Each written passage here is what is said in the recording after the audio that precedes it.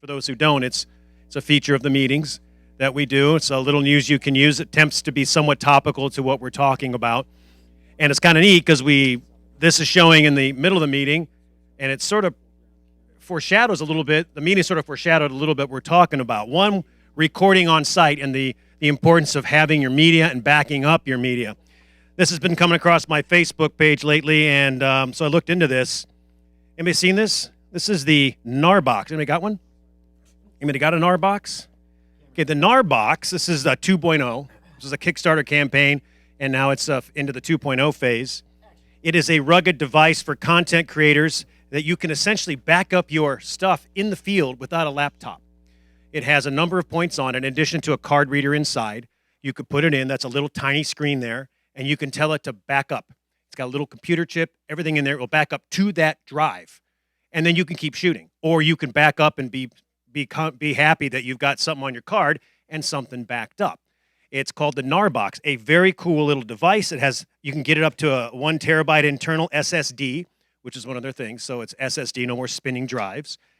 Got apps that you can use to control it. So let's say you want to, I want to see how that shot looks. You can play it off the box to your app on your phone, your pad, or whatever, to have confidence that what you've got is there. And then you take this back, it can be read by most, editing programs and sound programs. And I actually sent an email to Narbox folks asking, hey, will it handle audio files? And they said, absolutely. We got a lot of folks doing audio, and you can play it back too. So you want to back your stuff up. You want to have some confidence without lugging a laptop around. This is in your pocket, a little power. It's got, you can swap out batteries with this one now, so that you can have a lot more confidence going forward with this little Narbox thing.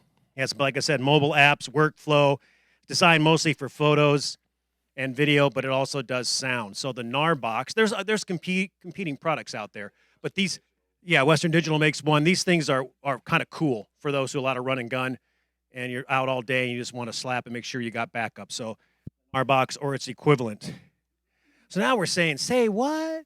Say what? Did a little research because I'm looking to buy a new field recorder mixer, and Marshall mentioned something about this 32 floating bit. So I came across this little box, just doing some research, and this little fella by Zoom came out at NAB, just announced at NAB in April, so that's 9 months, maybe 6 months ago. Yeah, about 6 months ago. Their F6, 6 input, up to 14 inputs on this little bad boy here. It's a compact multi-field recorder, 32-bit floating technology, and dual-path AD converters, blah, blah, blah, blah, blah, blah, blah. It's ready for filmmaking, production, all this stuff. So what's the thing? The thing is very small. It fit in your kit. It's very, very small for a field recorder. Since source levels can change unexpectedly, you need a system that can handle the pin drops to the loud compromising or clipping, and it delivers with a dynamic range to cover audible spectrum with ease. Digital clipping is a thing of the past. What? What are you talking about? Talking about clipping. What are you talking about clipping? You got to watch clipping. Make sure things don't clip. This dude from B&H says he's done his best to break this thing. First screaming to the mic with the faders cranked and whispering with the faders down. He was able to normalize everything with great sounding audio. It just does not make sense. So, and this is going into a digital audio workstation flow. I can't entirely predict if it goes into, say, a Premiere Pro directly like this. I don't know. It may just be a digital audio workstation. But this thing, what's the magic? Well, the magic is this. The highest dynamic range for the human ear can hear is 210 decibels. That's from someone pronounce that word for me.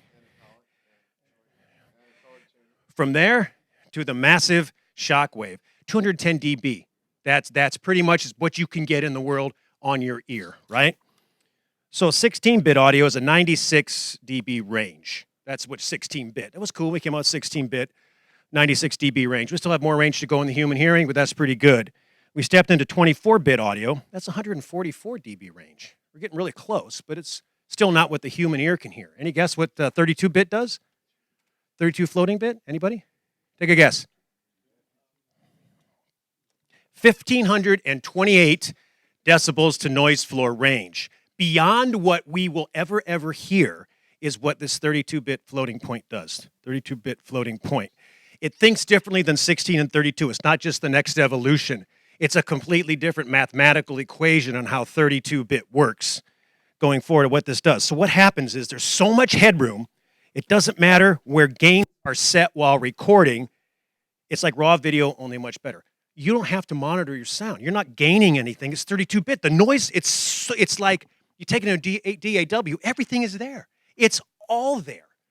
You go to B&H and look at their little video about this little thing. It's very, very clever. Very clever video how they did this. They ran 6 mics simultaneously, nobody, nothing, anything, people whispering, people screaming, nothing. And it does it with 32-bit, and it does it by looking at by 2 channels. Right? That's what that AD dual path converter does. Audio levels can be adjusted up or down afterwards with no added noise or distortion.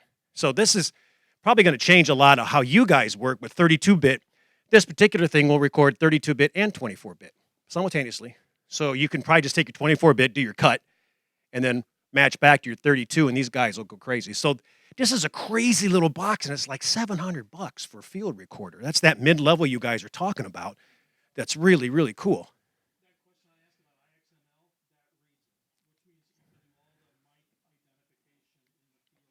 Right. So you look this up, and you can do more research on it, but it's a cool little box that I think, you know, for the price point what Zoom does, I don't know how they do it, but they really have some decent stuff for a good mid-level stuff. It's not sound device, but most of us aren't it. Yep. Yeah, so it's starting to come out. It's starting to be there. And it's just, I don't know, it's all magic to me. I don't know how it works. And then real quick, what's in a sound bag? I was going to do this beforehand, but in general, they've already tucked on it. But as you're building a sound bag and you're a videographer, what do I want to take with me? What are the things that I need in my basic sound bag, okay? There's like 7 sound bag essentials, and please correct me if I'm wrong. You've got the portable field mixer. You've got a wireless microphone system or systems, at least one of those. A shotgun mic or a boom pole that you want to bring with you. Wind protection for the mics, a field recorder, and headphones. Your basic bag. Would you add anything more? Is that a basic bag, James? That's a good bag you're going to get. You're going to be solid, you know, for you ready to go. You may carry a wired lav in there, you know. Yeah, so there are a lot more things you'll bring with you. But as we asked earlier today, a lot of us are one-man bands, and what do you bring with you? These are good things, and what you bring on each of these is where you all change. I mean, you know, you're going to bring a field mixer that's X amount of dollars, or a field mixer that's this amount of dollars, or the boom mic that's $200 or $2,000. Those are where you start separating, but you want to have these types of things, okay? And I think we're going. We want to go right into Keith. You want to go Q&A? What do you want to do? Q&A? Want to do Q&A? We can do a little Q&A here with our fine audio folks here. You're going to have to speak up because you only have one microphone. So we could have. Apples are here. They just fresh from Julian. Thank you, Kevin. Thank you. Running out for Julian apples. Okay, so we have a couple questions. Stand up and project because they're going to use the handheld mic here. So get closer. Get closer. Yeah, sure. Okay, gotcha. Yeah. Nothing too technical, please. I just had lunch. What you got? Yeah, question. When you have, let's say, a stereo or 2 NTG2s in stereo, and then you might switch to a lav, how do you offset the monophonic versus stereo separation so that you're not getting, you know, when you're doing your cut, so that Right. you're not getting anything really noticeable where the field suddenly changes to mono and your ears. Okay, so mixing left and right and mono on the lavs. Generally, everything we record are isolated tracks. So in post, we can still separate left and right and have the monophonic dialed center. Does that kind of answer your question, or is it you want something a little bit more involved? Because she'll probably have to answer it. She's smarter than I am. What I was kind of getting at is where you go from a true stereo source, you've got 2 mics or a stereo mic, and then you go to a true monophonic source. I'm not talking about panning and all that. I'm just talking about the sound field, where obviously monophonic is narrow, right? And the stereo has the widening. Right. How do you make that transition less noticeable? And you're talking about in post? In post, yes. Yeah, I don't do any post work. Rich would be the best one to ask. So if we can ask it later on when he comes back up. Sorry. Okay, you know what, Jim, do it. Okay, in regards to recording in stereo for ambience or general pickup and having a lav mic for the body mic for mono, the general rule of thumb is everything on set's recorded mono, except for room tone perhaps, and sometimes room tone's even recorded mono, because everything goes to a single track on the digital recorder. That gets brought into the workstation later, and stereo is very rarely going to be dialogue. If dialogue is going to be in stereo, it's going to be done in post through panning. So if you're moving, in high-end post-production, that's generally the way it's done. We do everything in mono, and we create the stereo pans in post-production. Thank you, Jim. Next. Yes. It's going to be technical. I see it coming.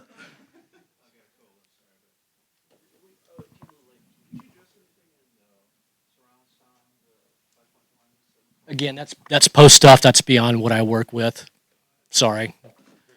I'm location sound. That's my gig. I don't do the post. Sorry. Jim, you want to address that one? Well, I would like to add something about your question. I also don't record for surround systems, so I will not know how to answer your question. But I have seen that if in prep they plan for it, they might place mics differently. They won't do just one boom or two. They will place different mics, so they already know where they are sending that at the end in the theater. So I have seen some setups where they have like 7 microphones, or there's like one that is like a bowl. But yeah, so I don't know. Yeah, it's depending on what's your end goal. But I haven't done anything like that. But I have seen it. So I don't. Sorry. And then for your question, since I know you record with two, so what I used to do editing. So ignore one of them. Don't use both, because if you're trying to match them to one lab, then if you use 2, then the gain is more, and then the ambience is more, and everything is double. So just ignore one and then try to make that match with room tone or something. That's what I will do. Okay, location sound question. Yeah. I don't like not having an answer.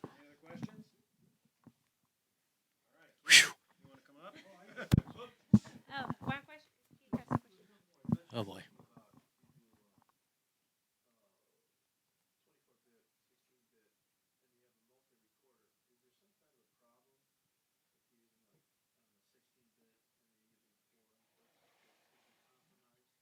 I've always used 24-bit. Always used a maximum.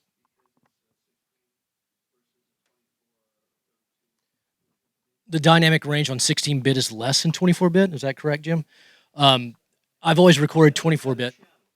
They're all 24. When you assign the sound devices to 24-bit, it applies it to all the channels. So there's no variable where there's a 16-bit in one place and 24 in another. Correct. Gotcha. Anything else? Questions? Anyone? Comments? Okay. Thank you much. Next, Mitch Keith. I have Oh, you do? Behind the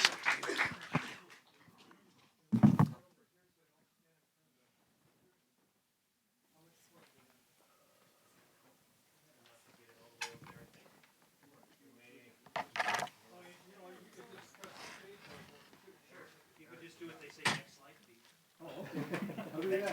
What's the problem? A little more green. And that's what I'm thinking.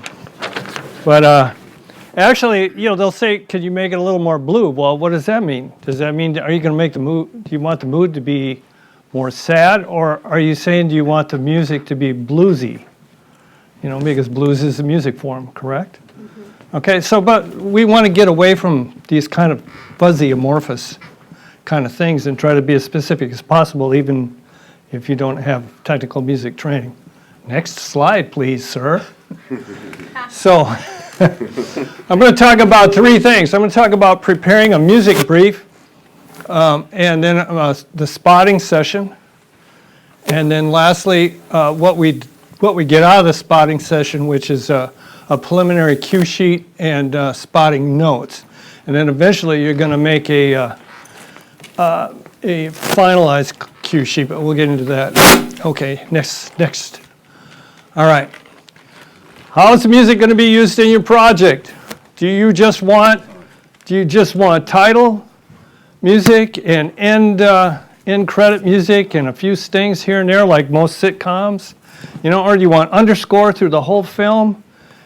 So you have to think about those things ahead of time before you even talk to your composer. Next one, please. Most are a combination of those.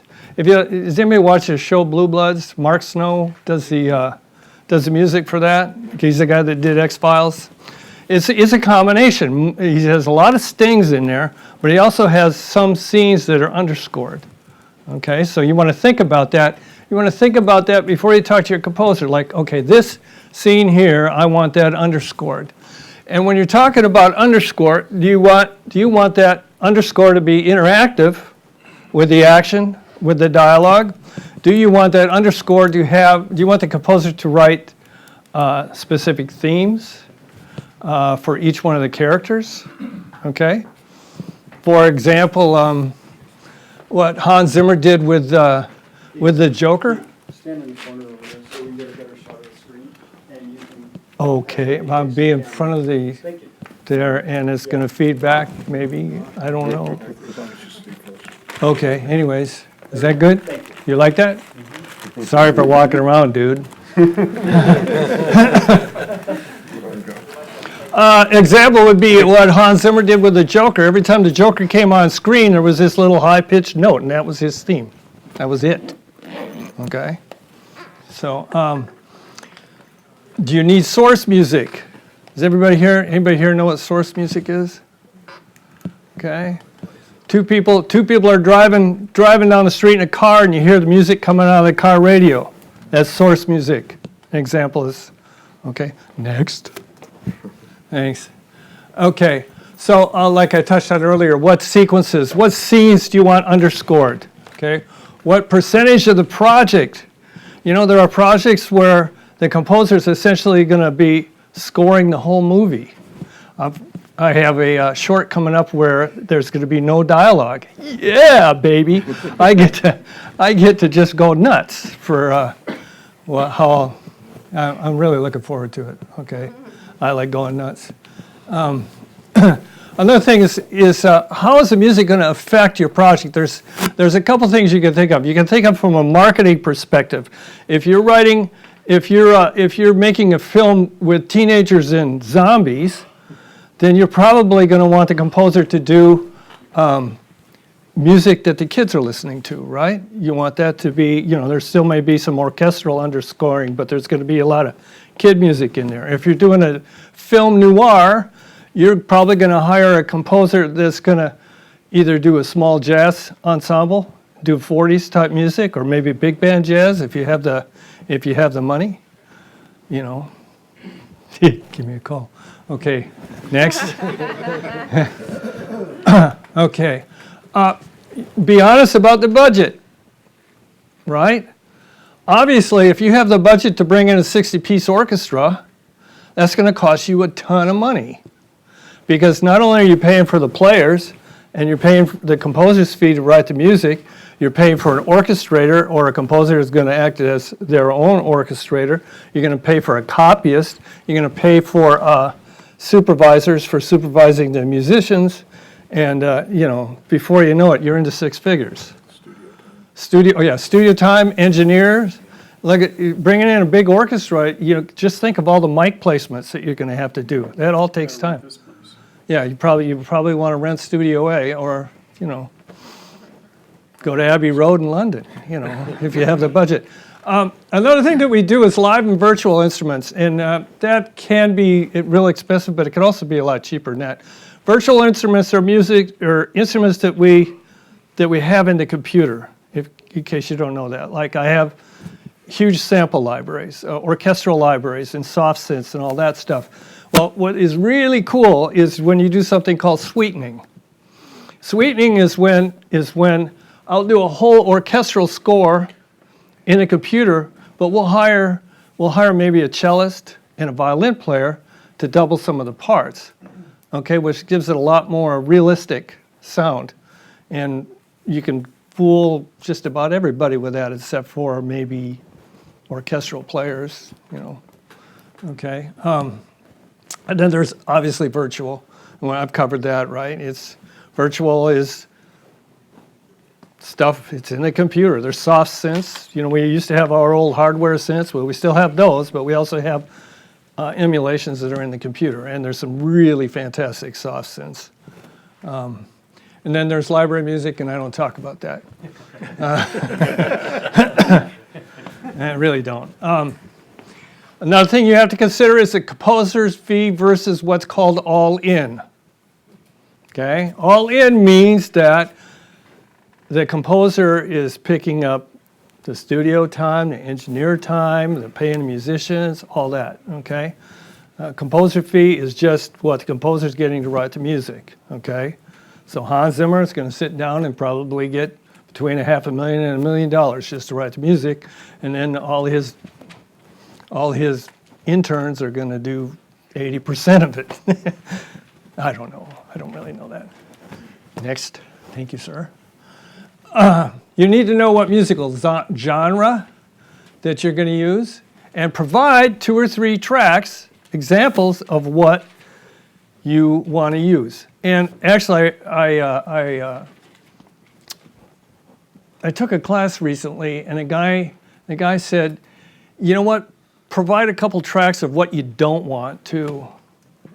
I don't know why I thought that, but I really get a lot from those tracks. There are a lot of things I do with that, and I'll get into like pacing and tempo and instrumentation. We did a short project a few years ago where the writer-director said, you know, we're looking for a Bernard Herrmann kind of deal from Psycho, if you remember that, right? So I went in on YouTube and, you know, did the Psycho thing, and I listened to it. I knew that he was using an octatonic scale, excuse me, and the instrumentation that he used, and then I came up with my own stuff. It doesn't sound like Bernard Herrmann that much, but it's influenced, you know. And don't ever ask anybody to sound exactly like somebody else, or you're going to have copyright problems, okay? You need to know what era of music, and like I said, you know, if you're doing a film noir, right? If you're doing a period piece like Pride and Prejudice and Zombies, you're probably, that's an actual movie, by the way. You're probably gonna want to use classical music, right? Pride and Prejudice.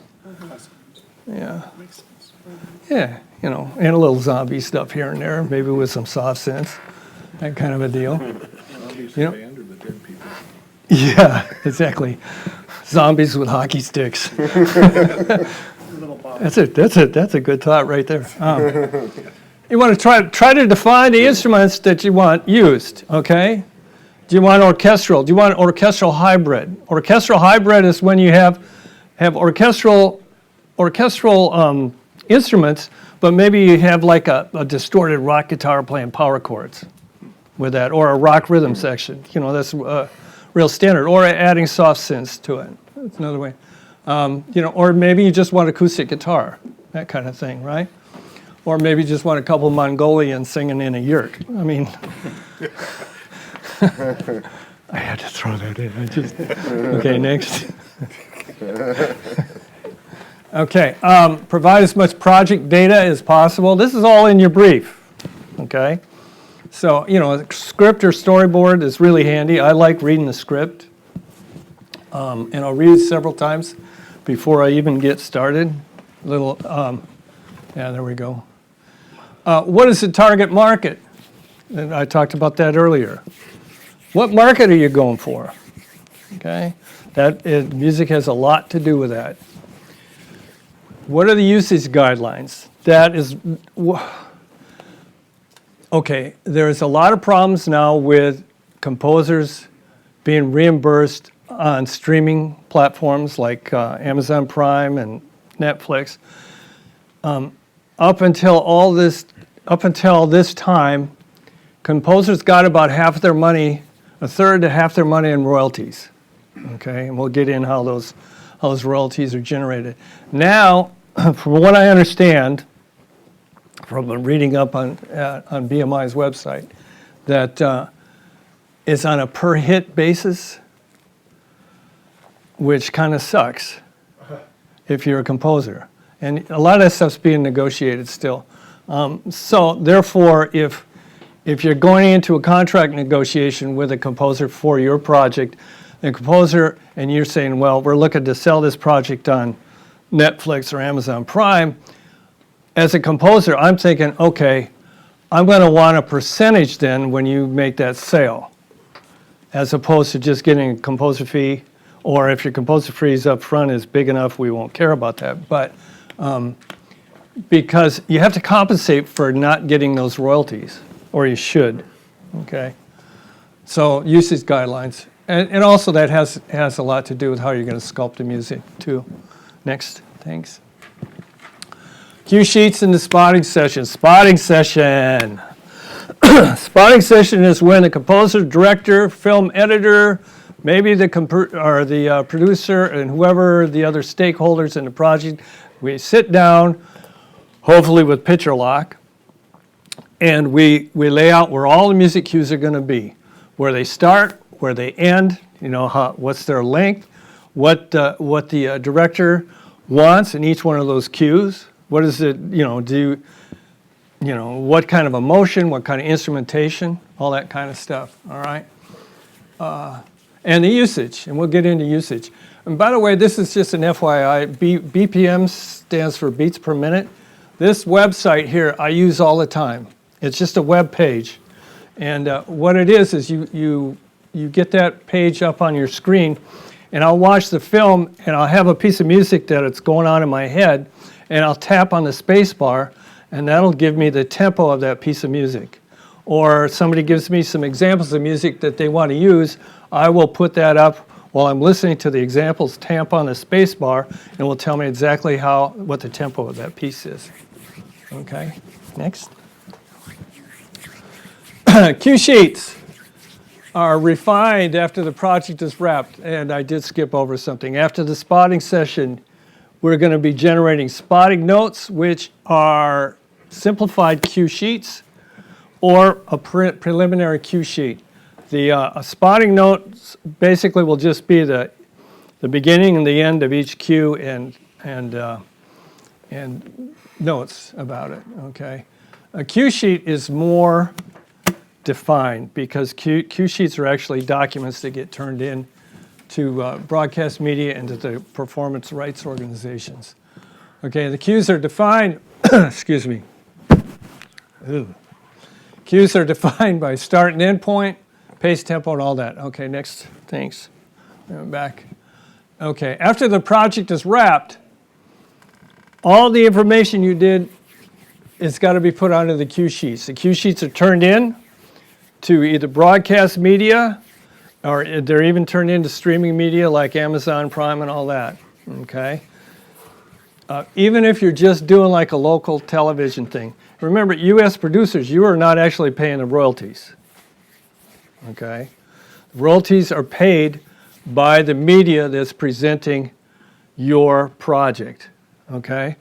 So what happens is a television station or a network, they'll pay X amount of dollars per year to ASCAP, BMI, and whatever, okay? And then they turn in the cue sheets to the performance rights organization. Also, the composer follows up on it, or the composer's publisher, okay? ASCAP and BMI recently standardized the cue sheets, okay? And I'm going to give you the web address where you can get them. But if you just Google Rapid Cue, it'll take you through everything that you need to know about doing them, okay? And give you the templates, okay? Just Google RapidQ. All right. Next. Thank you, sir. Cue sheet elements is the name of the series or the film. It's pretty obvious. Name of the episode of the film. Running time. Total running time of the music. Okay. When the project is completed or aired. Okay. The name of each track or cue and the composer, writer. Next. Of each cue and publisher, in case the composer is represented by a publisher, okay? And their PRO affiliation. In the standardized cue sheets, you don't have to remember all this stuff, but you do need to know that they break out main title, end title, logos, and on-camera performances different than background music because they all get paid differently as far as royalties go. So for example, if I write a theme song for the title credits, okay, that is worth a lot more money per second than an underscore in a scene as far as royalties go, okay? And that's the BMI web thing, but all you got to do is go to bmi.com or you can go to ASCAP and just, drill down and you'll get all the information about cue sheets. Okay, I think I covered pretty much. I think that's it, right? Any questions about that? Yes, sir. I don't have a lot of experience in mixing music into movies, but I don't want to upstage the actors with music. So do you have any guidelines, like when to use music and how much to use? And less is more? Less is more is probably the best I don't know. It depends on projects, Some projects, they're scored through the whole thing. Other ones, they're just stings here and there. I mean, Yeah, I don't know what's better. well, I guess the rule of thumb is, the music stays out of the way. We use music to enhance what's going on in the film without actually distracting the attention of the film, And then there's some tricks with EQ, and Rich is probably going to get into that with, cutting at 1K for the music and boosting 1K for the dialogue and stuff like that. Anybody else? Yeah, Earl. Hang on. Earl, let me come back so we can hear your fine question. Science problem in the wrong session. Yeah. How close can you get to a theme song without being sued and lose your house?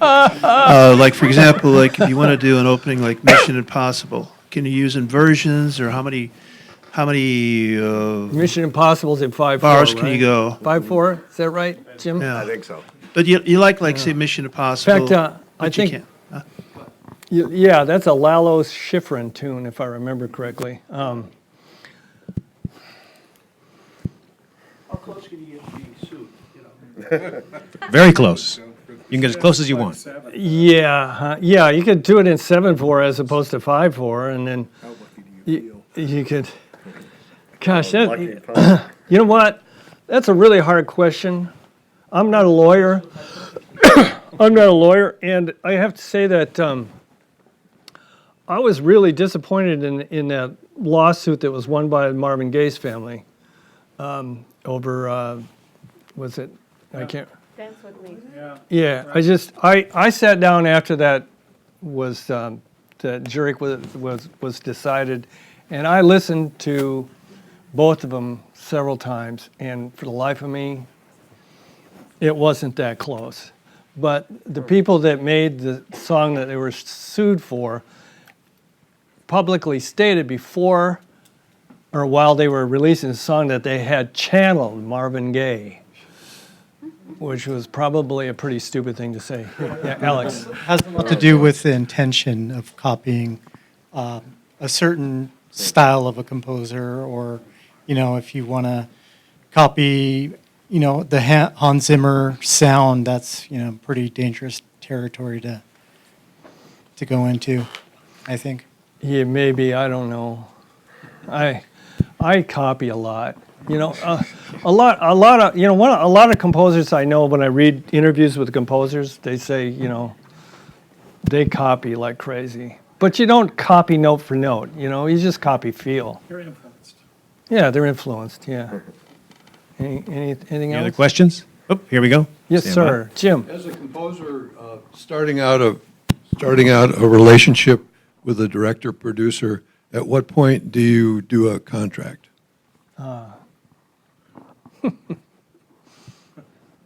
That if there's money involved, you got to do it ahead of time, right?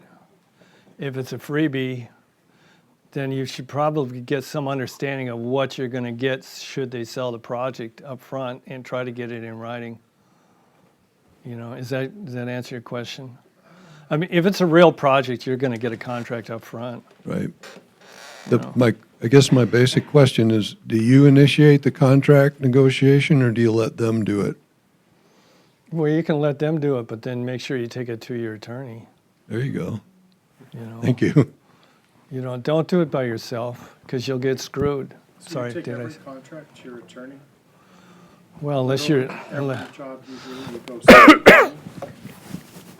depends on the client. You know, and if you know, am I used? You know, have I read enough contracts? Yes and no. You know, I mean, if I got involved in a big Yeah. a Hans Zimmer project. nine-figure project, you're damn right. I'm taking that to an attorney. You know, but little nickel and dime job, there's probably mostly a kind of a mutual understanding, and you can get kind of a little sign off on a piece of paper that, hey, you know, you sell this thing and you're not giving me much but scratch up front, then, you know, I want 5-10% should you sell it, that kind of a thing, you know. Did you have a question? I wanted to make a comment because there's an organization called New Media Rights. Yes. And New Media Rights, they have attorneys there that are nonprofit that Right. can give you advice in regards to copyright. Haven't we had them here before? Yes. Last year or so? Yeah, yeah. They're great. I kept their cards. So, Yeah, New Media Rights. You mean Yeah. your rights. Any other questions? that's it. All righty. Thank you All so right. much. Thank you, sir.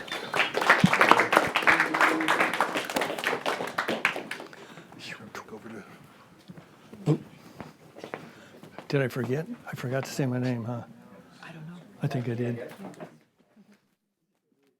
guys hear me out there? No? I think I'm hot. You guys hear me at all? And you guys have a picture you can see? Cool. All right. So what I've been doing is just kind of putting together the scene that we just shot. And I'm going to be going through it. Like I said, this is a very, very basic kind of explanation and display. Obviously, we spent a lot more time dialing all this stuff in, but What program is that? it's DaVinci Resolve. And there's two panes I work with. This is the edit window. So over here, you can see all this stuff. This is all your assets. So this is all the audio tracks that we recorded. And I've got all my media here with the camera tracks. So import all of our media here. And there's two pages, the edit page that I work between. Because there's different functions in here. Between this is the editing page, and then we can switch over to Fairlight, which is their audio editor system. So I've set up all the tracks here. So it's pretty important. I mean, for me, there's a lot of different, editors have different styles, sound editors have different styles. I'm just kind of going through the way my process. So we've got labeled tracks here. We've got our scratch, which is the audio from the camera. And then we have David. These were labeled. You can see the tracks right here, David. Like when James was talking about labeling tracks. So when you see this, the 01 T01 wave, David, he labeled that in the recorder. So when these tracks come in, I'll show you an example when you import these. Someone had a question earlier. So let's say this is TO2 here, it's just one file. So on the sound devices, instead of recording multiple waveforms, it puts it all in one file. So when you drag this in, it's the actual 3 files, the actual 3 microphones that are in there. So if we line this up with, we put it. So I label my track here. Okay, it corresponds with these 3. So it embeds the 3 audio tracks, and you can visually see that they're separate as well. So you can go through and we can solo out David. No, it's an out. Can we hear that out there? Yeah, we got a buzzer somewhere. Stable.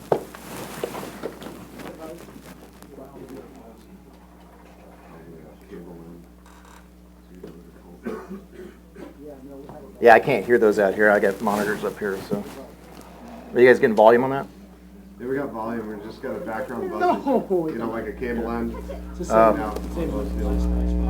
There's some kind of loop in here, so I don't know. We were having a hard time with that last night trying to figure it out, but bear with us. I know it's an audio presentation, but you know, kind of on the fly, kind of trying to do this. So,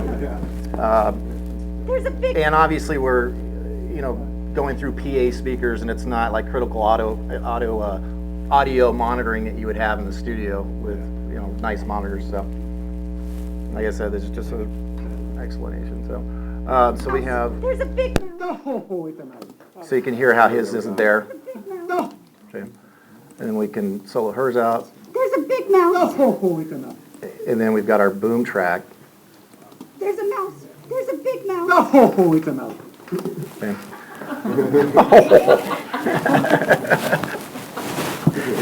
David's laughing back there. It's awesome, man. All right. So basically, when you're bringing in the tracks, so I think some of the recorders are different, I'm sure, that will record individual tracks, right? The Tascam and. Well, most of them will do isolated. Even the DR70, the lower end ones, still will do isolated tracks Okay. as well. So yeah, pretty much any recorder will do it. And you always want to do that because if you have them all live at the same time, there can be phasing issues. So you want everything isolated so you can solo them out.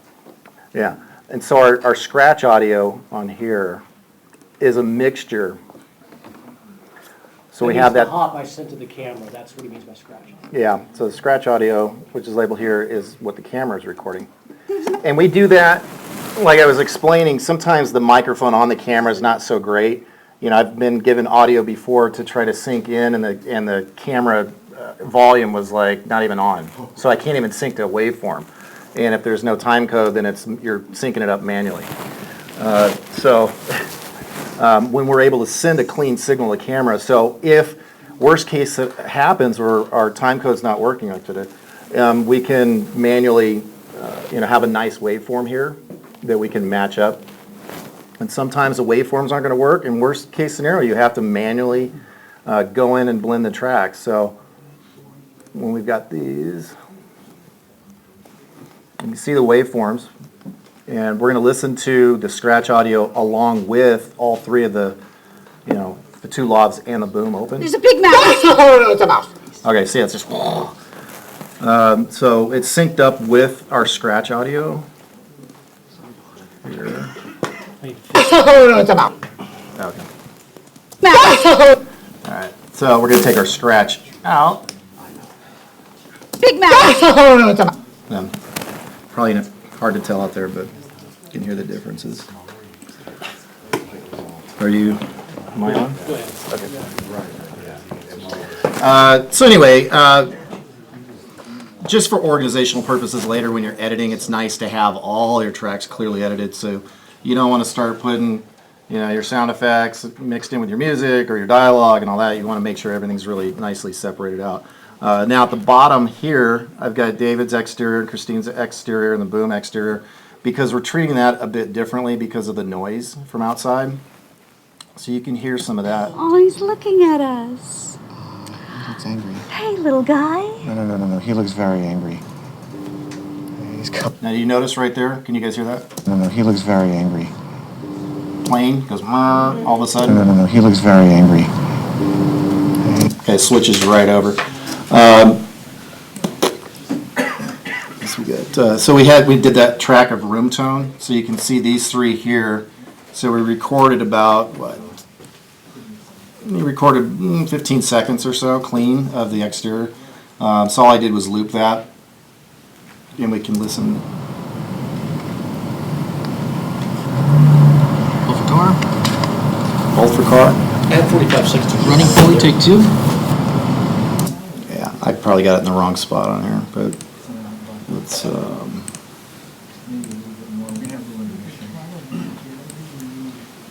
So over here you can scrub your audio for rooms, and you had, I think this is your room tone right here, or exterior, right? Final shot, please. Room tone, exterior, take 1.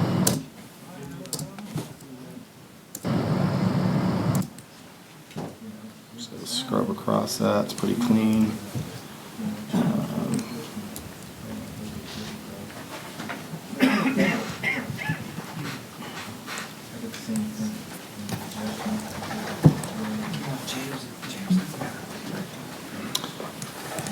We had, I think those were running. So we got our boom for our exterior. So, you know, a lot of times we'll try to do room tone for the length of the scene. You know, in a perfect world, it's nice if your scene is a minute long, it's nice to have a nice, clean minute long of room tone. If not, I mean, you can loop them. But I prefer that because I don't want looping sounds. Because if you catch, especially exterior, if you get any ambient, if there's a dog barking or there's something there that you don't really hear, you'll hear it looping if you repeat it, you know, if you copy and paste it. So we do that. And then we'll just kind of a little fade at the end. So now we got a nice clean room tone outside. That's it. So that runs behind our dialogue. Do we need air holes? We're literally letting it go right now. It'll be fine. This is what you wanted, right? Do you think it'll be safe out here? It's a mouse. It'll be fine. There are wild animals out here. We have a cat. All right, so we didn't do any room tone. You guys didn't do room tone on the interior, right? No, we didn't. It's so quiet in here. I don't think we're gonna really need it, but Studio. usually it's a studio. But I mean, normally you always get room tone. But if for some reason you get in a situation where you've got a room, oh crap, we left, we're cleaned up, we're done for the day, and we forgot room tone.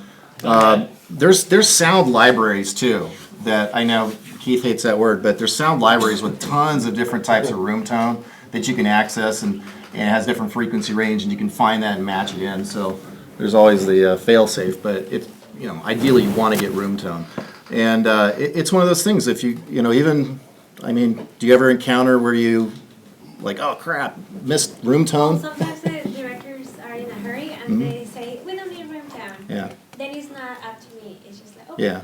But I always remind them, do you want room tone? Yeah. And then I let the AD call it. Because then they make everybody quiet and then we just. Yeah, and whoever's doing post in your audio, they want room tone always. So you want to try to get that for them. David! Okay, so here's what we're gonna do. We're gonna go from the beginning. Yeah, we're gonna kind of cruise to this. I put this together. I didn't want to have you guys just sit and watch me edit all this together. So I've kind of put it all together already, and then we'll just go through some of the sweetening and some cleaning up the tracks and that kind of stuff. So we got an intro. Let's do this so you guys can see a little bit more. Control off. There we go. Control command off.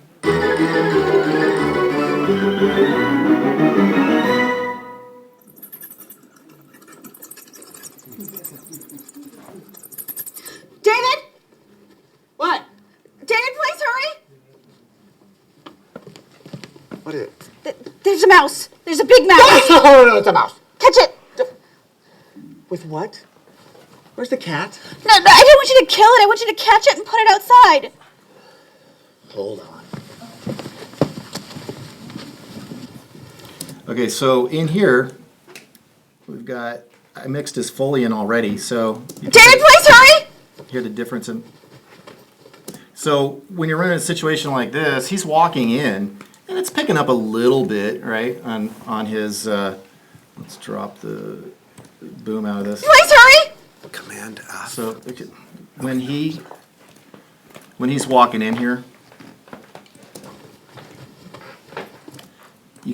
can you guys hear that? Hurry! What is? So you see his feet moving, right? But you barely hear it. That's why we grab Foley in that situation, because now when I mix it in, Please hurry!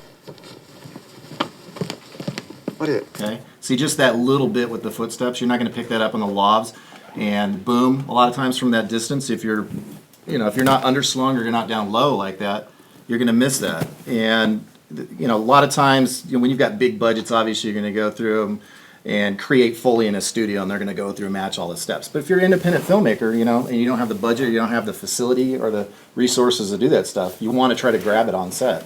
And it just makes it nice and easy. What is? So that's with, without. What is? See? So it does make a significance if you can hear it. Please hurry! Without, and then with. What is? There's a mouse. There's a big mouse. No, it's a mouse. Catch it. With what? Where's the cat? No, I didn't want you to kill it. I want you to catch it and put it outside. We have his footsteps leaving. Hold on. That's without. And then when he's leaving with. Hold on. So that fills up a little bit of that dead space. We're looking at her, but we're actually seeing him. He's the action of that scene, so we want to hear what he's doing. And then we just fade her out. Question? Do you drop out the original audio when the Foley comes in? Oh, you're saying as far as the dialogue and everything? Well, just whatever's happening from the original, dialogue track you recorded. Because otherwise, isn't it sort of doubling the room tone when you bring the Foley one in? Repeat the question. Yeah, no, I know what you're saying. Yeah, when you're doing the Foley, you're thinking like it's the room tone, as far as like some sort of phasing or. Well, it'll just. I'm just wondering if it makes the room tone noticeably louder, because you have room tone from the original and then room tone also in the Foley track. Well, on the Foley track, you're going to get more room tone with a boom at a distance because you're getting more ambient. So when we're doing the Foley, we're a lot closer to that sound. So you're going to have a lot higher level on that. You're not going to have as much noise. You're not going to have as much of the room tone in there. So it's usually not a factor. But if you do have a little bit of that, you can always clean that up. And I'll go through on this. We'll solo these tracks out and we'll clean that up. But usually you're not going to not enough to make a difference. And depending on how much layering you're going to be doing, because if you've got a music bed on this, a lot of that's hidden. So you want your dialogue clean, but if you can hide some of that under a music track, it's not as crucial. Thank you. I'm not room tone. I was curious. Are you doing anything are you just basically stacking that in sequence? Or are you doing anything to make it seamless? The short clip that you have. Yeah, like the exterior one that I did, or that's the only one we had the room tone on. I was outside. Yeah, that one. Like right here. Yeah.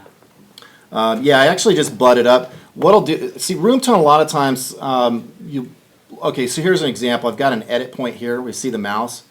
So you can always just do this right at an edit point. So if there is any noise or it changes frequency or whatever, it's on an edit, so it'll be a lot less noticeable. But, you can do that. A lot of times you don't hear it because a room tone, you're going to be usually setting the room tone level significantly lower. And you'll bring it up from 0 and just kind of bring it up till it mixes right. And like I said, we don't have critical monitoring in here, so a lot of it we're not going to hear as clearly. If you go with headphones, like if all of us had headphones right now, we could really dive into the particulars. But we're just kind of doing an overview of it. Someone else had a question over here, right behind. Someone? No.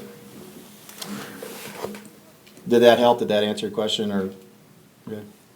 Earl? I was just going to say, Your position when you do the room tone, do you put the mic in a different direction? And also, when you do outside shots at like night or whatever, and you're trying to get some room tone, but it's actually outside. Yeah. Why don't you Is guys it better address to, that? to, How you approach that? what, She actually mentioned earlier what direction do you use the mic, and what's the best direction? the same thing. If we're booming overhead for talent, we want to mimic that in room tone. We want to do the same thing, so we get the same phasing reflection off the ground. Okay. All right. Cool. Yeah, that's kind of important to it. A lot of times with certain frequencies, low frequencies, if you turn the mic and it's just gonna, like your when you're mixing it later, your low frequency or, there's just certain frequencies that'll jump out. The air conditioning, yes. Yeah, and it'll change, if you turn the microphone, 45 degrees, it's gonna, your frequencies are gonna be completely different. So you wanna try, like they're saying, try to mimic your scene, so it sounds most natural. Especially with the concrete walls like we have here, there's so much reflections. We want to make sure we're doing the exact same position. Yeah, because then it could sound a little odd, and then you got a little more tweaking to do to it. Was there someone else? Anybody? Am I losing you? Someone was yawning. That was me. No, Right. it's not post. Go ahead and ask it. It's, So if you're using, when would you use a super cartoid over a cartoid? I pretty much, my pack's limited, so you'd probably be better to ask that question too, since you have more of a variance in. What's the question? When would you use a super cartoid over versus a cartoid Supercardioid? versus a cartoid? Well, for Like an 80-50 compared to a 416. okay. Go ahead. Yeah. So like a shotgun versus like the one that I use for the interviews. Yeah. For outdoors, I use the shotgun because it's more directional and it rejects the noise from the sides. And because outside there is a lot of more noise going on, I want more directional. So that's where I use the shotgun. And I could also use it inside, but as he mentioned before, you could have problems of like reverb or like bouncing reflection from the walls. So that's why usually indoors I try to use the hypercardioid or cardioid or supercardioid because it grabs the sound more like in a circle form, but it's still directional, and it's not. It will grab a little bit of more of the ambience, but it's still directional, and it gives more a full sound. Does that translate across like your countrymen's between the B6 and the B3? Those are omnidirectional. B3s. The B3s are. B6 is directional. I think you can. I'm not aware of the B6 because I don't use them. I only use the B3s and the DPAs, and I pick omnidirectionals because I don't know where I will end up putting it. So that usually labs grab more noise because they are omnidirectional. That's how I decide which mic to use depending on where I am shooting, inside, outside, etc. I don't know if that answers your question. Thank you. one quick little tip that I learned a long time ago too. I can't really do an example of it here, but it's something you probably want to make a note of. When you're setting your dialogue levels with music and everything else, a really good trick is to listen to your mix completely mono. Because sometimes you can get lost in the stereo spectrum, all these sounds, and you might think, oh, wow, yeah, dialogue sounds great, you know, and then you get it on a different system, and all of a sudden, like, whoa, I can't hear my dialogue. So, you know, if you have the capability of just monitoring it as mono track, if you have, you know, your speakers of your mono, if you can do a mono, you're going to really hear your dialogue very cleanly and know the proper level. Usually for broadcast and film, your dialogue is going to sit around -12, -20 in that range, and you want to peak about -6. And you want to leave enough headroom. So usually you'll be, you know, if you've got a real higher profile, you know, job that you're doing too, like we'll actually send our final audio stems out to get mastered, you know, and then they just send the stems back, and that way we know all the compression's right and everything's, A-okay. But this isn't really about that. This is more of just kind of for independent, if you're doing a film or if you're doing, some sort of project like that, and you get into doing a lot of different tracks and it gets a little confusing. So I'm just trying to cover that. Can you show us how to do a sync? Sync up the sound with the video? Yeah, we on here, let's see.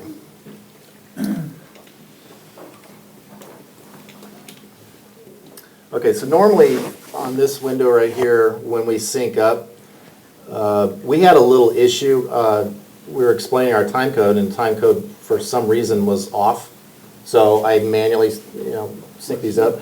But the way you do it in your editor, and these are all different. I know Resolve is one way, has one way of doing it, and I'm not as familiar with like Premiere and those. But there are third-party standalones, like Pluralize is pretty good, but it syncs up to waveforms. So you have options in here. You can actually highlight all these, and you have an option where you can go down to auto sync audio, and it gives you based on time code, and then append tracks, which means it's replacing your scratch audio, and it's replacing it with the recorded audio. Okay. Or you could leave it, for some reason, leave your scratch mixed in there, but usually you replace it. That's the whole point. And then you can go off of waveform as well. So pretty simple ways, but you'll always run into an issue where you have to manually sync audio. I'm sure every editor's encountered that, and it happens more often than not. So you really need to no. We didn't anticipate this, so we usually when you have a slate, like she's showing time code, but if you don't have a time code on your slate, usually you're slating every track, so you know exactly. You visually look at it, you're going to hear calling out the take. Like your second AC, whoever's doing the slate's actually going to call that take. So we'll have a audio representation of that track, so you clearly know, and it's going to match up. So you know you have the right track to mix in there. Do you like split it out and then try to just look at the signal to match it up?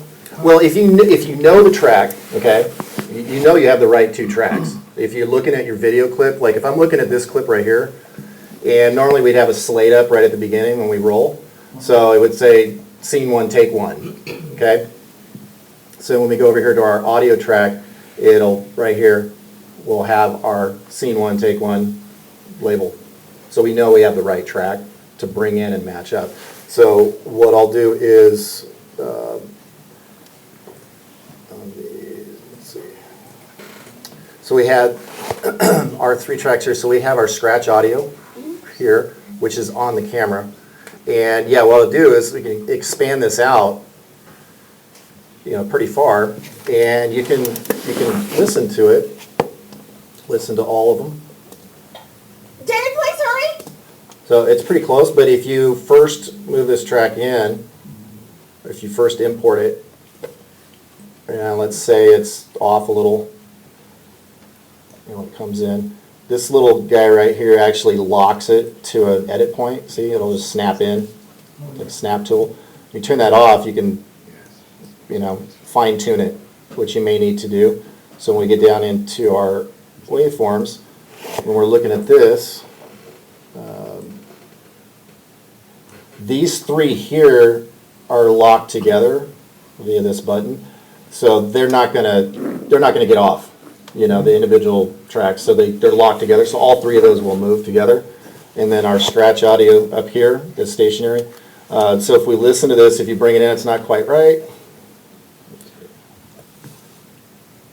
David, please hurry. You're going to hear it phasing, and it's off, or to really. David, please hurry. So you're going to go. David, please hurry. So if you leave it like that, and then now we go. If it's not synced properly, watch her mouth. David, please hurry. Sounds off, right? It's not matched up. David, please hurry. So we want a good, clean scratch audio always, the best you can get to the camera for that purpose. It's your fail-safe. And quite honestly, too, because he sent me a mix to the camera, so absolute worst-case scenario, we use scratch audio, and it's still clean, but it's the mix he's giving me. So levels, you may have to go between the 2. actors and massage the levels a little bit, but the point is, like James mentioned earlier, is redundancy. Like you have as many copies of it, and so you have enough go-tos Yeah, when let me you need address that them. real quick. Yeah. Regarding time code, I checked time code on my device and on Tentacle via the app, and they were synced. I put the time code on the camera itself and checked the time code in the camera. Everything was locked. Everything looked 100%. Yet when we dump it in, it's off. Yeah. I don't know why. I have no idea. But Rich and I, after every shoot that we do, we basically powwow afterwards and find what could we do better, what happened, and then we'll take the time to figure out what happened and troubleshoot real time. So today, when we leave here, we're going back to his house, we're going to figure out what happened, because it makes no sense. But electronics, Bluetooth, stuff happens. Yeah, and we're in a scenario too, we're just kind of trying to rush through these things. Normally, we'd spend a little extra time making sure everything's perfect, so, yeah, it happens. But, at the same time, it's not a big deal, because I was planning on showing you, hey, manually, you gotta sync audio, and plan on spending a little time doing it. Is there a delay in the transmission of mics? Like a latency between the mic to the recorder. There always is latency with whatever system you're using, but the gear we're using is pretty high quality where it's not even really noticeable. As you start layering a lot of effects and things, that actually can cause latency in your mix. Run into issues like that in the past, so you just have to kind of compensate a little bit, but we won't really be getting into that a lot on this. So basically, if you're just trying to manually do it, David, please hurry! you just get it to where it's not phasing out on you, and it matches up. David, please hurry! Okay, so now it's pretty close. Oop, so it's pretty close. So David! see, so you'll hear it when it's locked in. You'll know. David! I mean, there's no chorusing at all. They're locked in. So from that point, you just mute out your track, and now you've got. David! What? David, please hurry! What is? There's a mouse. There's a big mouse. No, it's a mouse. Catch it. With what? Where's the cat? No, I don't want you to kill it. I want you to catch it and put it outside. Hold on.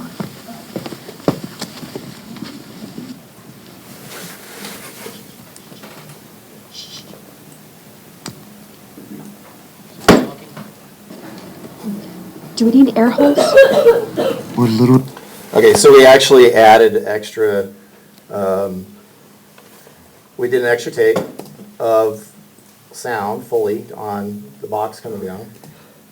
So that's just by itself. And Would you dump all 3 of the 4 tracks? what's that? Would you dump 3 of the 4 tracks and just use 1 track? No, no, that's a good question. I mean, it depends. You gotta work with it when you're doing sound effects, or dynamics, things like that. See what works for you. I mean, sometimes I like to layer. Sometimes I'll do 10 different sound effects for. Did a film a few months ago where it was quite comical because it's a woman and a man wrestling and they fall on a couch and they fall off onto the floor and then she grabs. It looks like a little ceramic ball and then smashes them over the head. And without the sound effects, it was totally ridiculous. And you're looking at this going, oh my God, you're laughing because it just looks like, it was like a little, and I layered about 12 effects in there of like bones cracking and thuds and low frequency stuff. And when she hit him, it just sounded like an atomic bomb going, and we played in a theater, through theater sound. It was like, and people were nauseous from it because it was so disgusting, but it was the effect. So sound effects like that can have such an impact on something that otherwise wouldn't have any kind of impact on the audience. It would have been like, oh, yeah. But it was like, oh my God, because they didn't really see her hitting him. It's all in their mind. And the more violent and descriptive the sound was, people had a clearer image in their mind, made it much more horrific in their mind. And that's the power of, sound effects and using them properly in situations like that. And we'll get into, Keith created some music for this that we'll add in too, but, building the drama for a scene and that kind of stuff too. So there's so many elements. It's not just dialogue, it's not just capturing these Foley sounds. There's so much that goes into it, and we're just going to, tip of the iceberg on this today. I mean, we could spend, weeks going over this. So for a sound effect like this, we got that little box, and I'm actually going to go. I'm going to add. Oops. Yeah, let me do this. So I've got a stereo track here for my stereo sound effects. So I'm going to add one track. Below. Wait a minute. It's not there. Oh, sorry. We want one here below our sound effects. And it's going to be a mono. All right. So here we're just going to put box. All right. So another key thing. This snapping tool is really nice. If you're moving audio tracks, audio waveforms from different tracks, you want to make sure you have it locked, because otherwise, so if this is off and I pull this down, it might slide over on me. Like, oh crap, now I gotta manually try to figure it out. So if it's here, if it's locked in, you just drop it straight down and so you boop, right against that and it's synced up. So the reason why I'm doing this is we can isolate this guy out. And see, so it is off now a little bit. And we want to bring it right here so it's going to match up with this guy. Okay. And what we can do with this one, it's kind of so-so. So we can just come into a basic equalizer.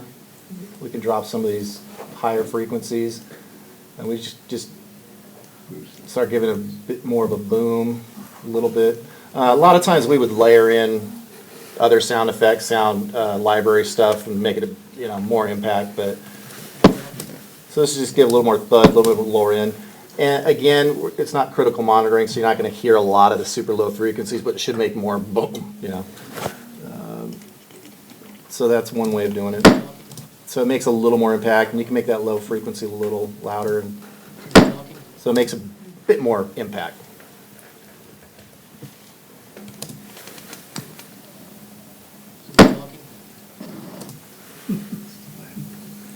And then what we can do is, if we want to fade these out, you've got a regular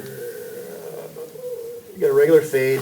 Some editing software doesn't give you a curve. I've noticed with some of the stuff I've used, it just gives you a standard fade out. But these are nice because you can roll off the end, or you can give a nice, curve, S-curve fade out here, which dips it out a little smoother. All right.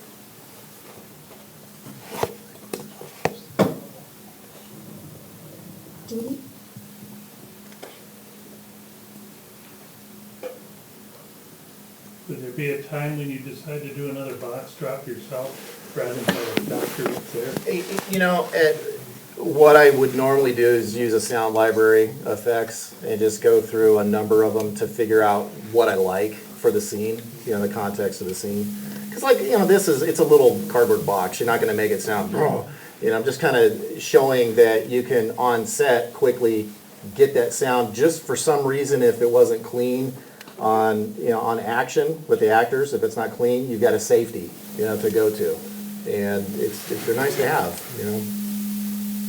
James knows, right? It's nice to have as many, it's like when you're doing cinematography, getting as much B-roll as you can. It's the same thing. Just record it all on set, because we did a film, that little film, the Western thing, and getting all those extra little sounds, and I'm sure that later you get in mixing, you're like, wow, glad I have these sounds, Do we need air holes? So we do notice how it gets, pretty, that ambient sound outside. The interior stuff's pretty clean. I mean, you don't really hear like background noise in the room. It's pretty quiet. So we're pretty clean there because we're actually going to add some music in, so we're going to be totally clean there. But when we get in the exterior, we want to start adding some, very good? Cycling. No. So, Rich, No. on your audio tracks, are you keeping both lavs and the boom hot in your mix? On this one right now, I am. There's different techniques of gating. You can gate out those tracks. I like to spend the time and manually drop tracks and kind of automate the whole mix, which I'm not going to really get into all that today, but you can see a little bit here. This is David's lav mic here. Since they're kind of talking on top of each other. I don't want you to kill it. I want you to catch it and put it outside. Oh, that's her. I dropped his because sometimes if you have two actors close together, and the other voice is going to pick up through the other lav. Okay, so sometimes it's a little hot. Sometimes we've got a little bit of it's volume's a little bit loud when both of them are picking up. So I can drop his manually like this. I don't want you to kill it. I want you to catch it and put it outside. And normally when we're doing a scene too, we want to always make sure our actors aren't talking on top of each other. That's really important because you can always mix that in later, It's hard to get rid of it when they're talking on top of each other. Okay, so when we get into the exterior over here,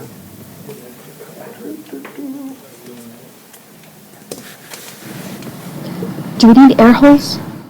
The dialogue's pretty clean, but we've Do we got all need air this holes? background noise. So what we can do is do the exterior. So we've got RX7, which is a really good program for fixing audio. Something like this might start off with just a voice denoise. Okay, and we'll want to solo it out. Do those plug into Resolve, or those standalone? RX, it's a plug-in, okay, but there's also is standalone simultaneously, and there's Plug into Resolve? you can use it.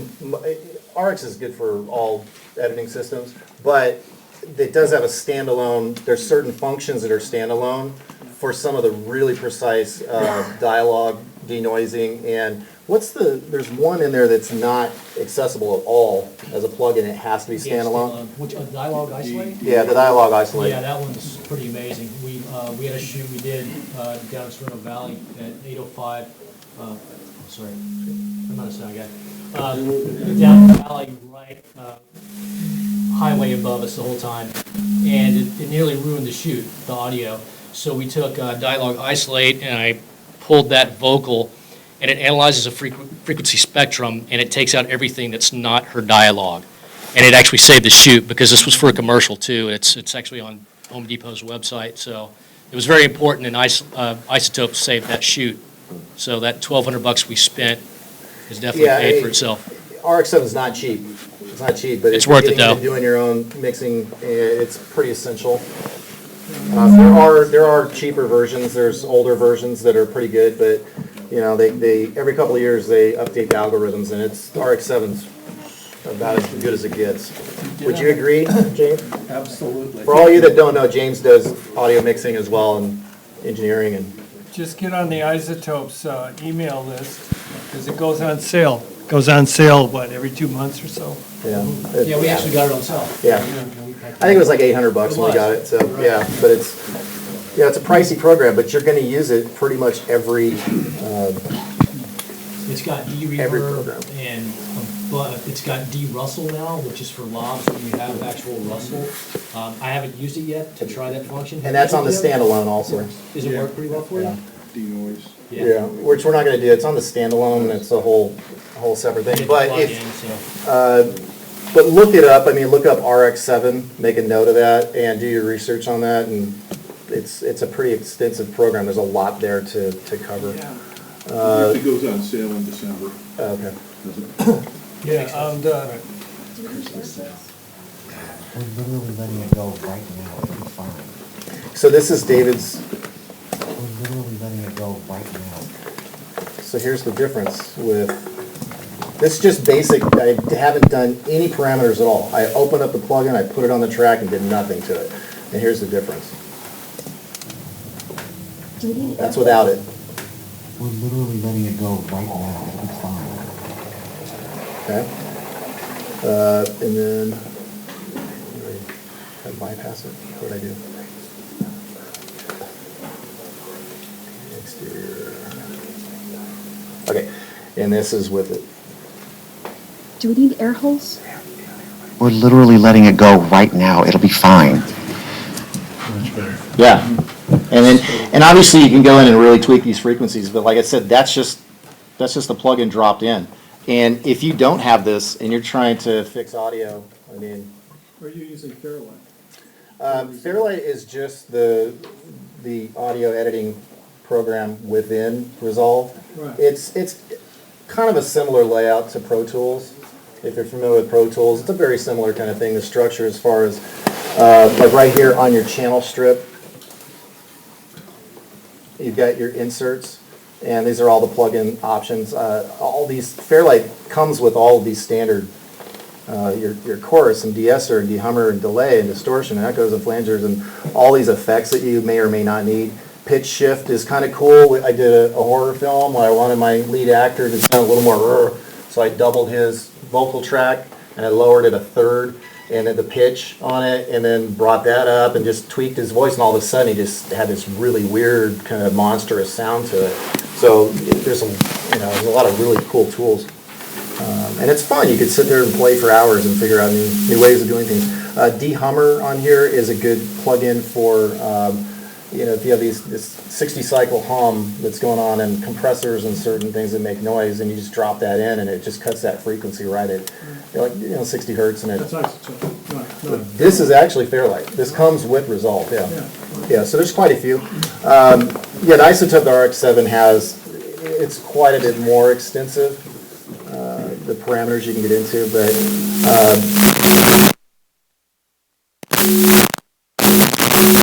anyway, so it's a basic layout, a mixer for like you would have on a mixer, with your inserts, and then these are all the different. Here's all the basic plug-in variables of RX-7. Like I said, there is a couple standalone that don't work in this because they're a lot more CPU intensive, and it's just a separate program that you would just work on certain clips. Okay, thank you. So in here, even with RX-7 breath control on the breathing, if you get someone that's it actually cleans that stuff up. It's great.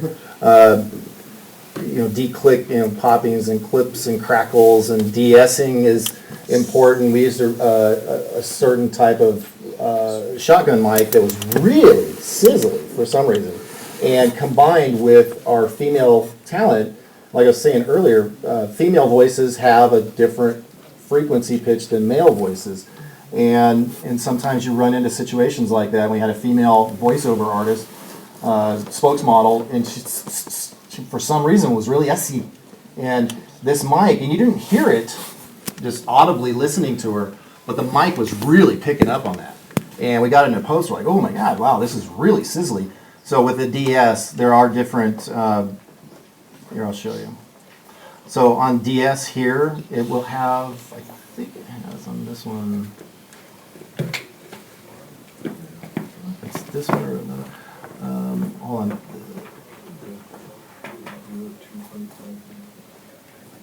Where is it? This one, this is a pretty good de-esser on here. Picking that up. So you can have your default, it actually has frequencies set for female high frequencies and male. And they do, see how it preset will change between male frequencies, that's female frequencies, and male frequencies. Rich, check your lob. I think it may have dropped, is what they're saying. Double check it. It did. Yeah, this thing keeps falling out of this clip for some reason. All right, can you hear me now?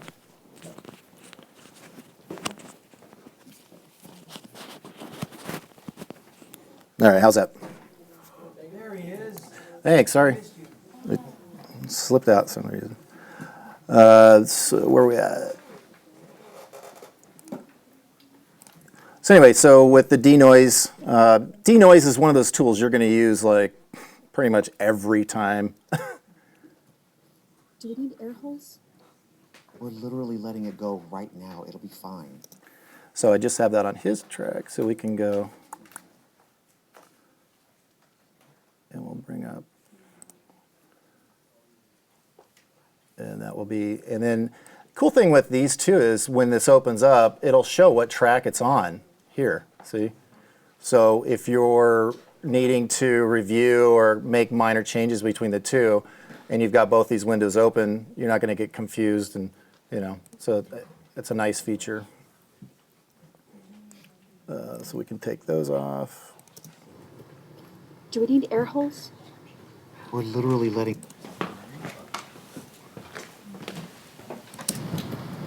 Do we need air holes? We're literally letting it go right now. It'll be fine. This is what you wanted, right? Do you think it'll be safe out here? It's a mouse. It'll be fine. There are wild animals out here. Do we have a cat? Okay, so you're getting into... We have a cat.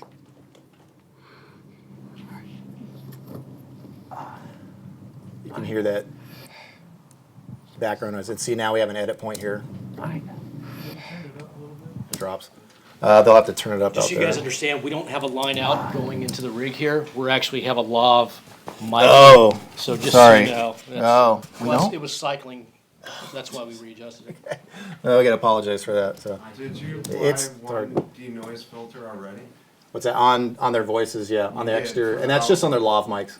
Outside. Yeah, yeah, because all that noise, it's picking up through their lav mics. Yeah. Yeah, but the example here is that when you isolate these two tracks, Do we need air holes? We're literally letting it go right now. It'll be fine. that's pretty clean. It is, yeah, it's good. For This is what just you wanted, that right? noise. Yeah. Yeah, Do you think it'll be safe out here? but It's it gets a- over into here, and it drops out. See what happens is it starts. There are wild increasing. animals out here. Do we have a cat? So it'll start picking up right here. The plane starts to go over or something. I remember that plane. Yeah, so what we'll try to do with this is you can bring up your reduction.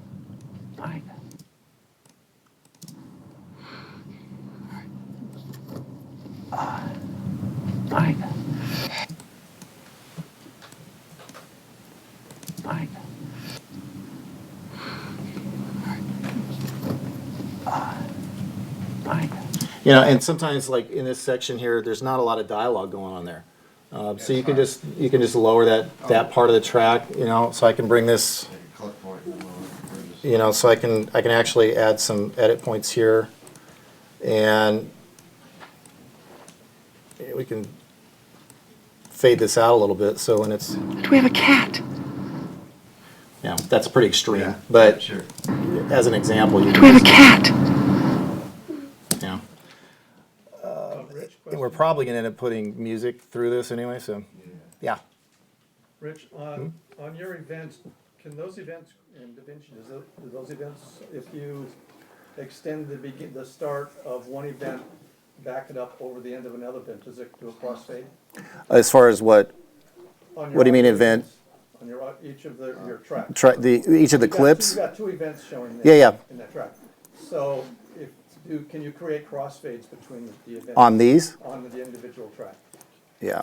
So if you take like the start of the second event and just back it up, You're saying on these, like doing a, yeah, like that. Yeah. Does that create a crossfade? you can create a crossfade like this. You just right click it and you got your options of crossfades. So if you want to do like a 10 frame or 12 frame So rather, you could half a second. actually- That could actually be your transition. And that's what I do a lot. Yeah. I was going to get into that as far as smoothing out in between on the edits, but you can do that where, see, it's a nice little, and we don't have any dialogue right before it, so you can extend this thing out. It gives you preset either 6 frames or 12 frames or 24 frames because we're recorded at 24 frames. So Are the crossfade ramps adjustable just as the fade ins and fade outs? I don't think they are on this. I think they're just kind of standard crossfade without, you're talking as far as like easing in and easing out of it, yeah. Yeah, I'm not sure on these. I don't think they are. Are there? There's probably a parameter in there somewhere. I don't usually use them. I haven't had a need on stuff like this. If you're getting into music or, critical audio, So that gives you a nice smooth fade in between, so it's not so abrupt, My understanding of Fairchild is they really came from the music industry, and it was more Australian or Asian maybe? I am not sure their origin, yeah. The Asian market, and they're just adapting it more over to the film market. Yeah. Moving pretty quickly. There's a lot of people. It has some nice features. I come from a studio background doing audio. I had a recording studio for many years and Pro Tools for 20 years. So Pro Tools is like my first go-to. But I actually, for film, this is the closest, next best thing. So I don't really use Pro Tools anymore, except if I'm just doing audio recording music or whatever, So anyway, so let's get into, I'm sorry we can't go into like super detail on all this. It's just kind of give you an idea. But we're going to get into, with Keith, with the stuff that he created, to start layering in some of our music to kind of add some dynamics. And let's see.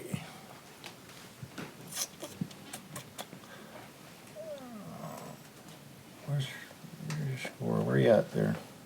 We got a lot here. So I've got a stereo track set up. I just put score.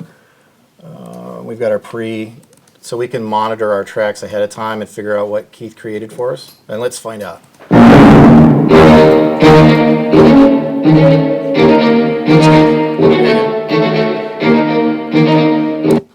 So, we may get into this where, I know, right? David! So we could do this where, you can play around with this stuff and, you can have some fun with it, where we can bring in this dramatic music right away. David! What? See, so it's just it just adds a lot. Just all of a sudden, fun little. David! What? David, please hurry! And we didn't plan this stuff out ahead of time, but you listen to the cues on the, this is something if we were really shooting this and, I talked to Keith, go, hey, I want kind of this in between his dialogue, jumpy, and he nailed it. David! What? David, please hurry! It's about. So we may want to just fade this stuff out here. Hurry! It's a mouse. What? David, please hurry! What is it? There's a mouse. There's a big mouse. So we've got a whole bunch of cool little things here that.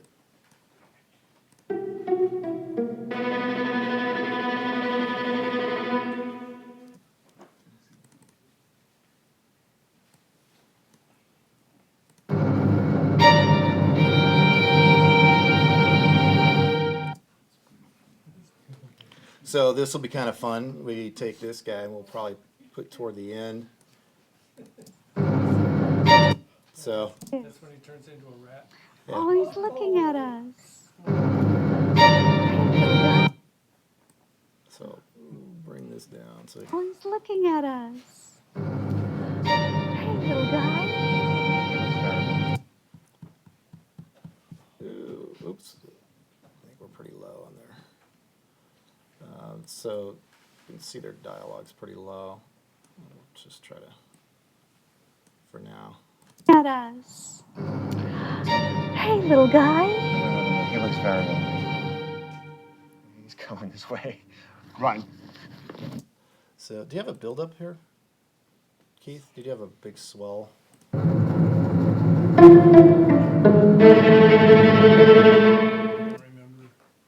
let me see. Happier. Yeah, we like happier, right? So what I'm going to probably do on this guy, I'm just going to fade this guy out sooner. Get a little dramatic. monophonic, and then we'll toss this down here. So.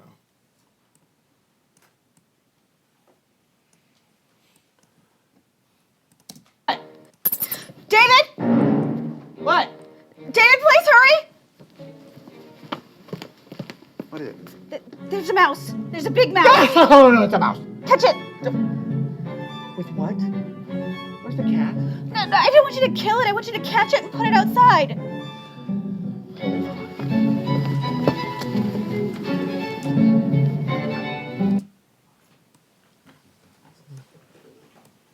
So.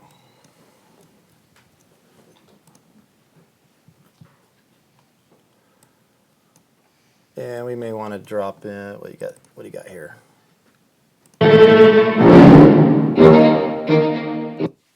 So what we could do is we could just, if we wanted to, we could take, so this could serve as our transition. If we want to extend this out a little bit, we'll just bring this guy in. Here, and then maybe, so just a nice little transition, and you can do a slow little. Switch for 5 out. Okay.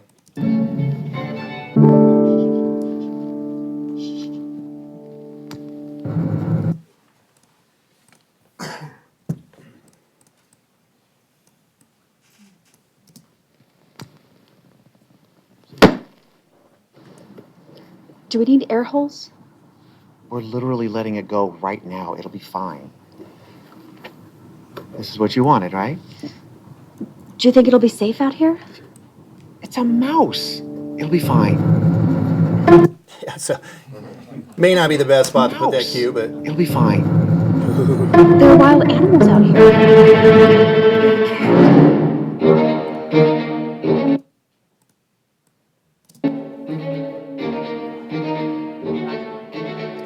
So obviously, once you start adding in some music and stuff, your tracks that your noisy tracks you're not going to hear them as prevalent, but you want to try to clean up everything as best as possible.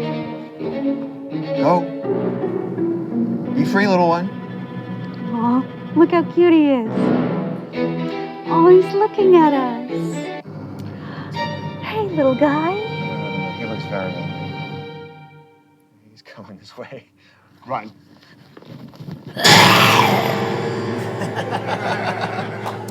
So it's a little surprise at the end there. Yeah, how we're getting there, right? Getting close. Yeah, we're getting. So yeah, I mean, we could just do more questions. I mean, obviously we can't cover everything here today. We apologize, but trying our best. Alan, question? Yeah. Yeah.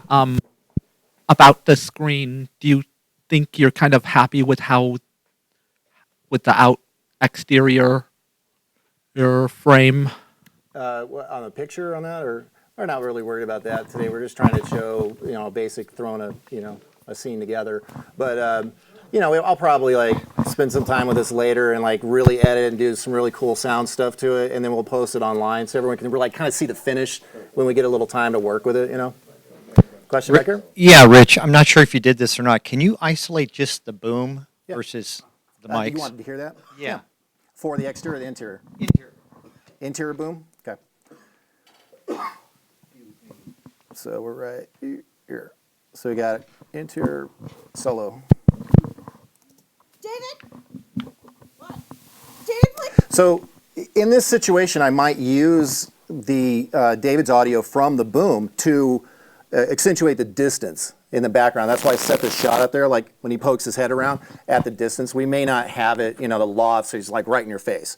And that's what I'll do when I sit down and really edit this and really mix it. And that way you guys can all go online and see what we did with it. And I'll color it and I'll do the whole thing like a finished film. And then because I'm a real big fan of trying to get sounds to look natural, with a scene. So obviously he wouldn't be right in your face. He's at a distance from her. So it's all, relative to your picture, Hey, I had a question about Foley. When it comes to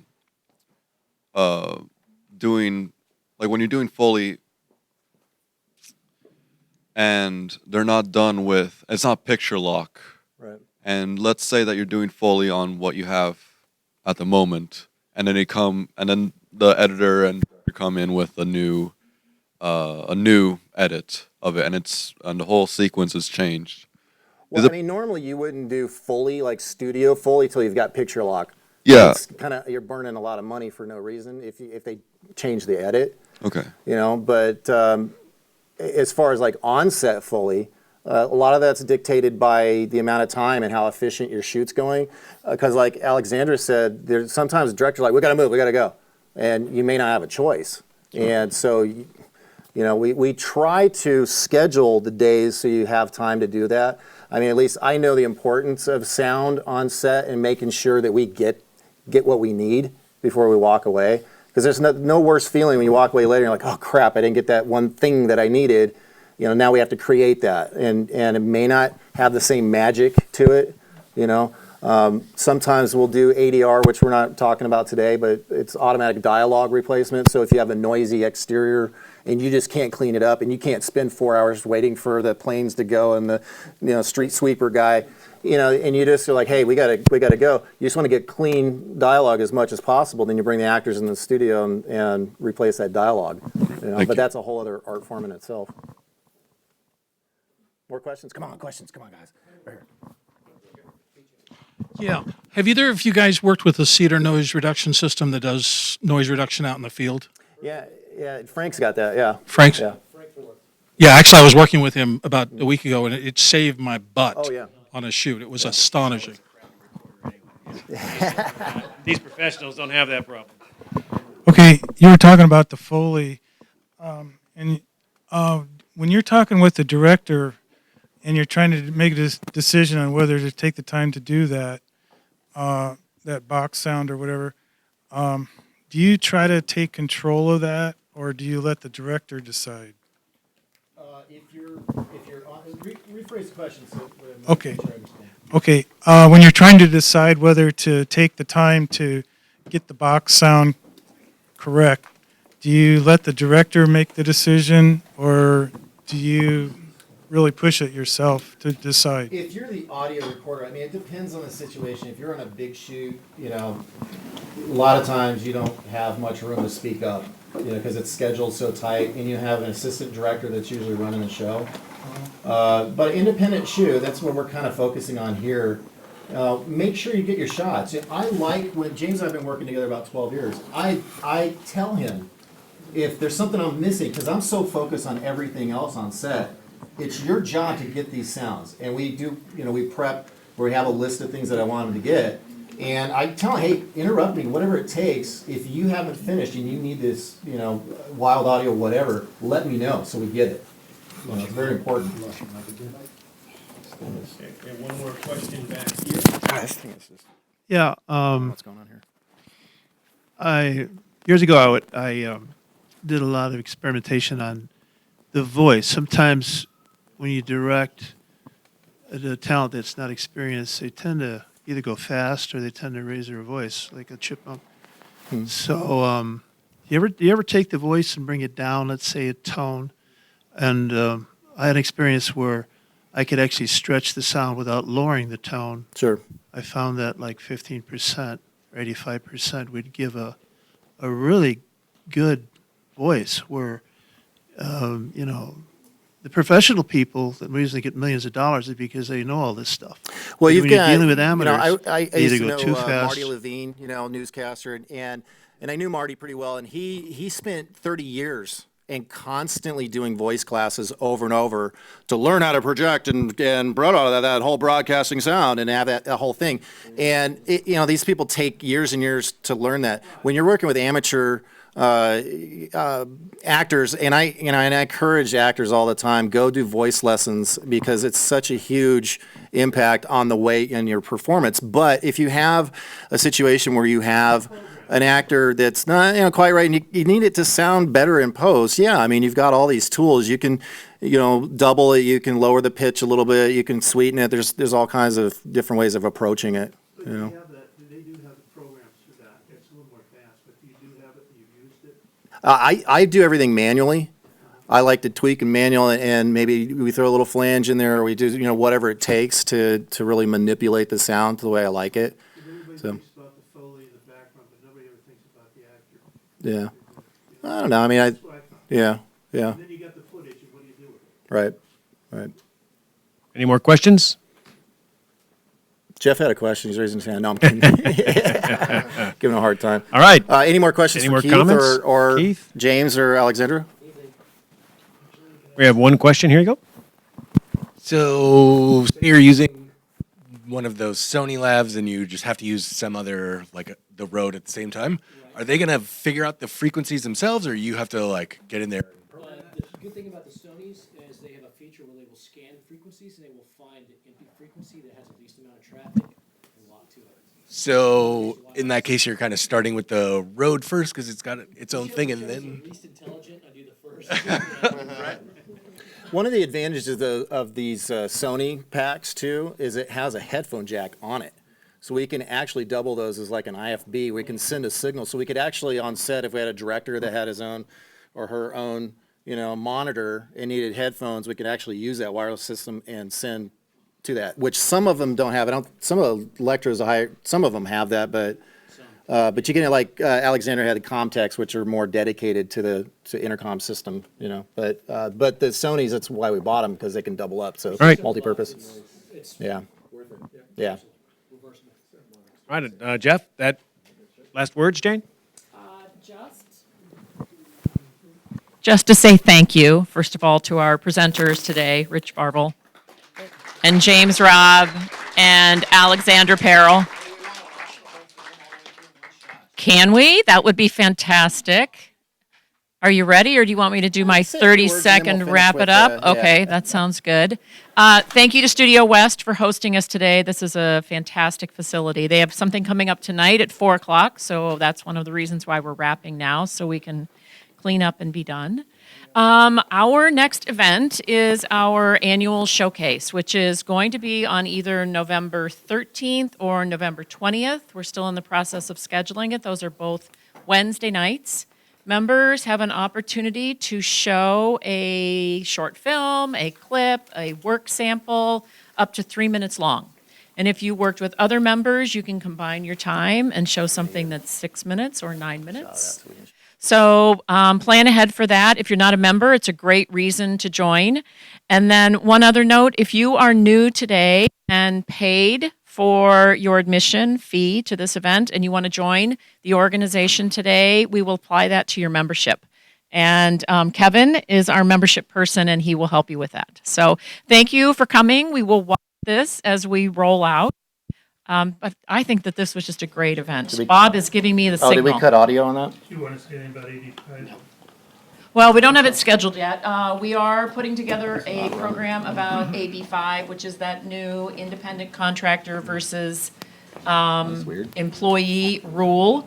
We're trying to figure out the best program to do on that, but it'll be coming up, and we'll communicate that on the newsletter and on our Facebook page. I'll try you still on the boom. Yeah, I was making sure. Yes? I have a job for everybody. Oh, here, microphone. We have a hard out, which means we have to strike this place as quickly as possible.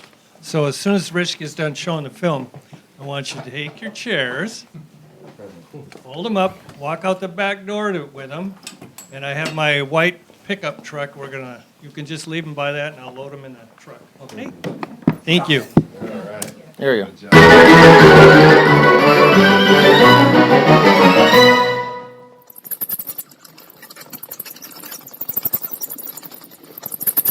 David? What? David, please hurry! What is it? There's a mouse. There's a big mouse. No, it's a mouse. Catch it. With what? Where's the cat? No, I don't want you to kill it. I want you to catch it and put it outside.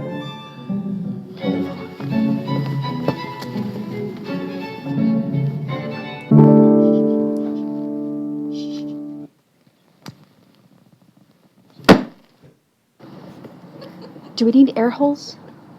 We're literally letting it go right now. It'll be fine. This is what you wanted, right? Do you think it'll be safe out here? It's a mouse. It'll be fine. There are wild animals out here. We have a cat.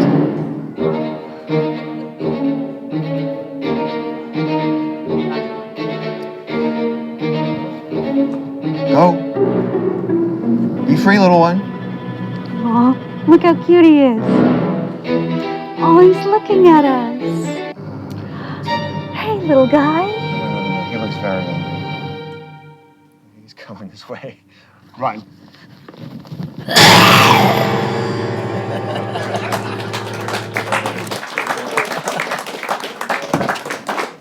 I missed a couple of thank yous. Thank you to Christine for writing our script today, and to Christine and David for being our performers. And thanks to all of you. Hope to see you next month.